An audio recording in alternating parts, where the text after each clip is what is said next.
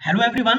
So friends, welcome to Takshashila learning and SSC की इस crash course की सीरीज में आज हम बात करेंगे रीजनिंग एबिलिटी के एक important topic order and ranking के बारे में। बट वीडियो को स्टार्ट करने से पहले मैं यही रिक्वेस्ट करूंगा कि हमारे चैनल को जरूर सब्सक्राइब कर ले और नोटिफिकेशन बेल भी प्रेस कर दे ताकि आपके पास हमारी सारी वीडियोस का जो है वो लगातार आपको अपडेट मिलता रहे। तो चलिए स्टार्ट करते हैं फ्रेंड्स। सबसे पहले मैं आपको थोड़ा बेसिक आइडिया दे देता हूँ कि ऑर्डर एंड रैंकिंग हमारे लिए क्यों पढ़ना जरूरी है और किस टाइप के क्वेश्चंस आपको एग्जाम में देखने को मिल सकते हैं।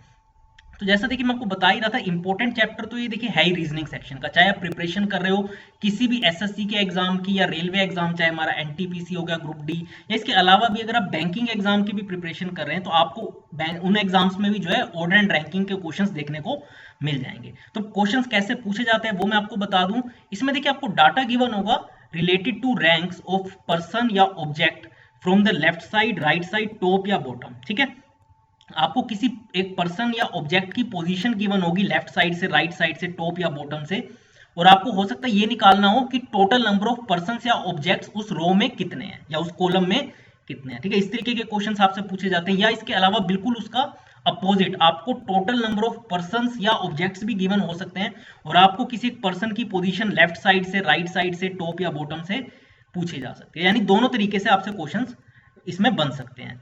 और बट आज हम इस वीडियो में देखिए इसका मैं आपको कंसेप्ट बताऊंगा कि कैसे आपको इन क्वेश्चंस को एग्जाम में सोल्व करना होता है ताकि कम से कम टाइम में और एक्यूरेसी के साथ आप इन क्वेश्चंस को एग्जाम में सोल्व कर सके। तो चलिए स्टार्ट करते हैं। आप इस वीडियो को आपको पूरा देखना है, एंड तक काफी आपके लिए बेनिफिशियल रहेगी। तो इसमें आपको पहले केस 1 बता देता हूं कि आपसे किस तरीके से क्वेश्चन एग्जाम में बन सकता है। अगर आपको to find the total number of persons when rank of a person is given from both sides of the row, जैसे मैं आपको बता रहा था कि अगर आपको निकालने हैं टोटल नंबर ऑफ पर्संस किसी एक रो में और आपको उसकी पोजीशन गिवन है चाहे वो लेफ्ट साइड से या राइट साइड से, ठीक है ना, तो हम कैसे निकालते हैं। अब देखिए यहाँ पे हमें इस केस में उस पर्सन की पोजीशन दोनों तरफ से पता होनी चाहिए। जैसे फॉर एग्जांपल आपको टोटल नंबर ऑफ पर्संस निकालने और आपको गिवन क्या है, R1 और R2, उस पर्सन की position from both left and right side. ठीक है, अब यहाँ पे हमें एक रो के अंदर एक पर्सन की पोजीशन गिवन है कि लेफ्ट साइड से उसकी पोजीशन बन रही है R1 और राइट साइड से क्या बन रही है R2। अगर अब आपको टोटल नंबर ऑफ पर्संस निकालने तो आप कैसे निकालेंगे। देखिए हम सिंपली उस पर्सन की पोजीशंस को लेफ्ट साइड से भी और राइट साइड से दोनों ऐड करके -1 कर देंगे। अब देखिए क्वेश्चन जरूर आएगा कि हमने -1 क्यों किया, क्योंकि देखिए जब हमने उस पर्सन की पोजीशन लेफ्ट साइड से काउंट की और राइट साइड से, तो देखिए हमने उस जो एक पर्टिकुलर पर्सन है उसको हमने 2 बार काउंट कर लिया। ठीक है ना, हमने उसकी पोजीशन को लेफ्ट साइड से भी काउंट किया और राइट साइड से, बट आपने देखा उस पर्सन को हमने 2 बार इंक्लूड किया, लेफ्ट साइड से भी हमने उसको काउंट किया और राइट साइड से भी काउंट किया। तो इसलिए -1 करते हैं ताकि एक को हम माइनस करें और ताकि हमारे पास आंसर जो है वो करेक्ट हमें मिले।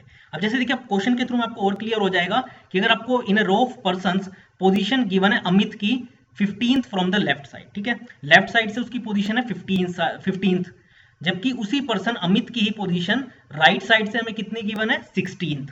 क्लियर है ना, तो अमित की पोजीशन लेफ्ट साइड से कितनी है, 15th है, और राइट साइड से कितनी है, 16th, और हमें क्या निकालना है, टोटल नंबर ऑफ पर्संस। तो देखिए क्या आप इस क्वेश्चन को विदाउट पेन एंड पेपर नहीं सोल्व कर सकते, बिल्कुल कर सकते हैं हम इसे सोल्व। ठीक है ना, क्योंकि हमें एक पर्टिकुलर पर्सन की पोजीशन लेफ्ट साइड से भी गिवन है और राइट साइड से भी, हमें क्या निकालना है, टोटल नंबर ऑफ पर्सन। और मैंने जैसे आपको बताया हम उसकी पोजीशन को हमें गिवन है position of Amit from left plus में position of Amit from right, और उसमें से हमने -1 किया। अब देखिए -1 क्यों किया मैं आपको दोबारा बता दूं, क्योंकि हमने अमित की पोजीशन को लेफ्ट साइड से भी काउंट किया और राइट साइड से भी, यानी इसका मतलब हमने अमित को 2 बार काउंट किया है। और हमें बेसिकली देखिए क्योंकि टोटल नंबर ऑफ पर्संस निकालने तो हमें एक ही बार अमित को काउंट करना पड़ेगा। अगर हम 2 बार करेंगे तो वैसी बात है हमारा आंसर क्या है, गलत आएगा। तो इसलिए क्योंकि हमने लेफ्ट से भी अमित की पोजीशन को कैलकुलेट किया था और राइट साइड से भी, तो इसलिए हम इसमें से -1 कर देते हैं। तो क्योंकि हमें अमित की पोजीशन लेफ्ट साइड से गिवन है 15th और राइट साइड से गिवन है 16th, तो -1 कर देंगे तो इस क्वेश्चन का आंसर क्या आ जाएगा, 30। तो यानी टोटल नंबर ऑफ पर्संस इस रो के अंदर कितने हैं, 30 है। क्लियर है ना, और यहीं से देखिए अगर आपको total number of persons given हो और लेफ्ट साइड से उसकी पोजीशन गिवन हो जैसे 15th, तो वहां से हम राइट साइड से उसकी पोजीशन निकाल सकते हैं, या अगर हमें टोटल नंबर ऑफ पर्संस और अमित की पोजीशन राइट साइड से गिवन है तो हम लेफ्ट साइड से निकाल सकते हैं। ठीक है ना, तो जो फॉर्मूला है टोटल नंबर ऑफ पर्संस का निकालने का is equal to R1 plus R2 -1, यानी लेफ्ट साइड से उसकी पोजीशन प्लस में राइट साइड की से उसकी पोजीशन -1, तो ये हमेशा एप्लीकेबल होगा। अगले केस में आपको इसे और आपको समझ आ जाएगा, यानी केस 2 से कि अगर आपको किसी पर्सन की पोजीशन निकालनी है from opposite side when rank from one side and total number of persons are given, जैसे मैंने आपको वही बताया ना एंड में कि अगर आपको total number of persons given है और एक साइड से उसकी पोजीशन गिवन है, लेफ्ट साइड से या राइट साइड से, तो भी आप उसके अपोजिट वाली साइड की पोजीशन निकाल सकते हैं। देखिए मैं आपको डायरेक्ट एग्जांपल के थ्रू समझा देता हूं कि इन अ रो ऑफ 42 पर्सन, देखिए मैं सबसे पहले ये दे दिया गया कि टोटल रो में कितने पर्सन है, 42 पर्सन है। उसमें देखिए राहुल की पोजीशन राइट साइड से हमें कितनी है गिवन है from of the row 22 given है, और हमें क्या निकालनी है, राहुल की पोजीशन लेफ्ट साइड से। तो यानी हमें टोटल नंबर ऑफ पर्संस भी गिवन है इस रो में कितने हैं, 42 है। लेफ्ट साइड से उसकी पोजीशन निकालनी है राहुल की, जब से राइट साइड से हमें पोजीशन कितनी गिवन है, 22। तो देखिए जो फॉर्मूला है, अगेन मैं आपको यहाँ पे एक बार दोबारा बता देता हूँ। यहाँ पे आप देख सकते हैं total number of persons is equal to left side से उस पर्सन की पोजीशन प्लस में राइट साइड से उसकी पोजीशन माइनस में 1। तो यहाँ पे देखिए अब हमें क्या गिवन है, ठीक है ना, जैसे position of a person from opposite side. अब देखिए यहीं से आप इक्वल टू के से दूसरी तरफ ले जाएंगे, यानी जिसको आपको निकालना है R1 या R2, आपको जिसकी भी वैल्यू निकालनी है, बाकी सब चीजों को आप इक्वल टू के दूसरी तरफ ले जाएंगे, यानी जो यहाँ पे -1 है ये इक्वल टू के दूसरी तरफ जाके +1 हो जाएगा। तो आप यहाँ पे देख सकते हैं अब हम जब आंसर निकाल रहे हैं तो +1 कर रहे हैं, ठीक है ना। तो इसलिए टोटल नंबर ऑफ पर्सन हमारे रो के अंदर कितने हैं, 42। तो 42 में से हम क्या करेंगे, हमें क्योंकि राहुल की पोजीशन राइट साइड से गिवन है 22, तो जब हम इसे माइनस करेंगे और +1 करने पे हमें इस क्वेश्चन का आंसर क्या मिल जाएगा, 21, ठीक है ना। तो यानी राहुल की पोजीशन लेफ्ट साइड से कितनी है, 21 है। क्लियर है ना। तो ये चीज देखिए मैंने आपको जो बताया कि टोटल नंबर ऑफ पर्संस जो है which is equal to position of the person from the left side plus में position of the same person from the right side minus में 1, ये वाला जो फॉर्मूला है ये हमेशा एप्लीकेबल होगा। अब आपको चाहे देखिए टोटल नंबर ऑफ पर्संस निकालने या किसी पर्टिकुलर साइड से, लेफ्ट साइड से या राइट साइड से उसकी पोजीशन निकालनी है। जैसे यहाँ पे हमें राहुल की पोजीशन लेफ्ट साइड से निकालनी है और राइट साइड से हमें ऑलरेडी गिवन है, टोटल नंबर ऑफ पर्संस भी गिवन है। तो हमने क्या किया, 42 में से 22 माइनस किया, और क्योंकि आपने यहाँ पे देखा जब हम इसे इक्वल टू के दूसरी तरफ लेके जा रहे हैं, अब यहाँ पे देखिए -1 है, ठीक है। अब हम जब इक्वल टू के दूसरी तरफ ले जाएंगे तो आप +1 हो जाएगा, तो इसलिए हमने यहाँ पे +1 किया। तो क्वेश्चन का आंसर क्या होगा, 21। और एक और क्वेश्चन मैं भी आपके साथ इस वीडियो में डिस्कस करने वाला हूँ, ये दूसरी टाइप है बिल्कुल अलग से। हमें यहाँ पे 5 बुक्स के बारे में गिवन है, there are 5 books of different weights. Clear है। A is heavier than C, A का जो वेट है वो C से ज्यादा है, and B is heavier then D। और E के बारे में हमें इंफॉर्मेशन गिवन है कि E is lighter than B but heavier than C, ठीक है। और फिर हमें कहा गया कि D is lighter than C। अब हमें बताना है कि which is the lightest book. तो ये भी देखिए ऑर्डर एंड रैंकिंग का ही क्वेश्चन है, जहां पे आपको डिफरेंट बुक्स को उनके वेट के अकॉर्डिंग ऑर्डर में अरेंज करना, और हमें क्या बताना है, which is the lightest book. तो देखिए एक बार मैं इसे रब कर देता हूँ, आपको ध्यान से एक एक करके पॉइंट वाइज समझना है। हमें देखिए 5 बुक्स के बारे में इंफॉर्मेशन गिवन है जिसका डिफरेंट वेट है। सबसे पहले हमें कहा गया कि A जो है वो C से हैवियर है, A is heavier than C and B is heavier then D, ठीक है। तो यहां से देखिए अब हमें क्या क्लियर हुआ कि A जो है उसका वेट C से ज्यादा है, ठीक है ना, A is heavier than C।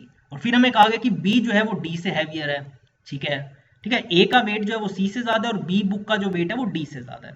फिर हमें कहा गया कि E is lighter than B but heavier than C।